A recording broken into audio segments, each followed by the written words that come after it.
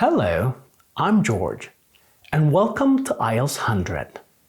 In this lesson on the writing of IELTS, I'm going to introduce the first 3 common mistakes that can easily prevent you from meeting and exceeding the second and the third descriptors under grammatical range and accuracy for the band score of 7 for both Task 1 and Task 2.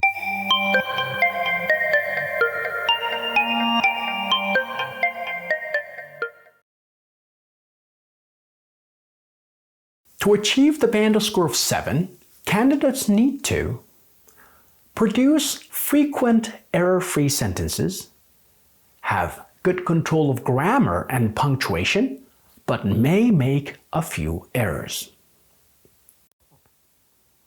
Please note, if you are making the following 3 mistakes, you may not meet these 2 descriptors for a band score of 7 in the area of grammatical range and accuracy. So, without further ado, let's get started. Mistake number 1, comma splices. Comma splices are one of the most frequent mistakes among IELTS candidates. To splice means to join. And when you make a comma splice mistake, you join 2 sentences or independent clauses together with a single comma.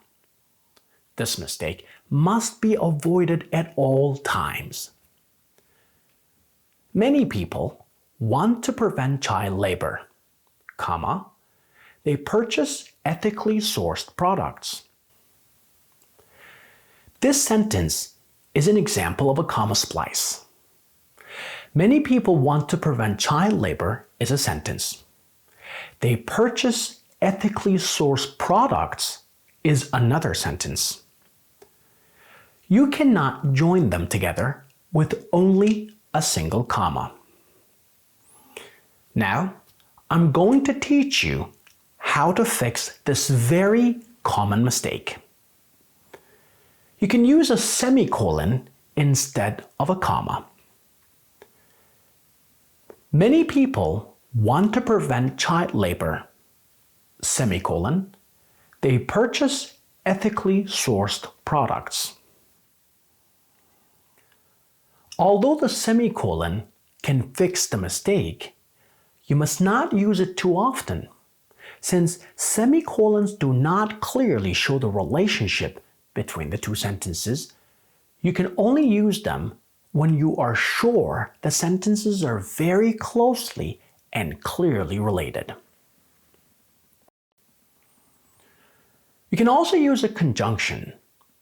A conjunction is a word that can help you join sentences together, such as and, but, therefore, etc.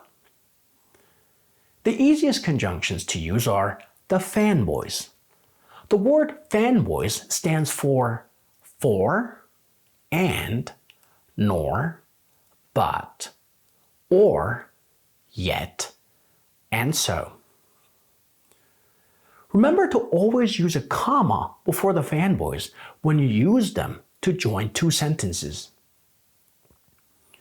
Many people want to prevent child labor, comma, so they purchase ethically sourced products. You can also use conjunctive adverbs such as therefore, however, or in addition. I will teach you conjunctive adverbs and provide a list of common conjunctive adverbs in Lesson 4. Please note, you always need to use a semicolon before and a comma after conjunctive adverbs. Many people want to prevent child labor, semicolon, therefore, comma, they purchase ethically sourced products. Finally, you can use subordinating conjunctions such as when, because, or although. I will teach you subordinating conjunctions and provide a list of common subordinating conjunctions in Lesson 5. Many people purchase ethically sourced products because they want to prevent child labor. Please remember, You don't need a comma after or before the subordinating conjunctions. Just use a comma between the two clauses if the subordinating conjunction is not between the two clauses. Because people want to prevent child labor, they purchase ethically sourced products. So, the bottom line is that you can never use a single comma to join two sentences. Mistake number 2, run-on sentences. If you join two sentences together without any conjunction or proper punctuation, you have made a run-on mistake. Please never ever make this mistake. For example, consumers should boycott companies that hire child laborers. They prioritize profits over human rights. In this example, no punctuation or conjunction is used.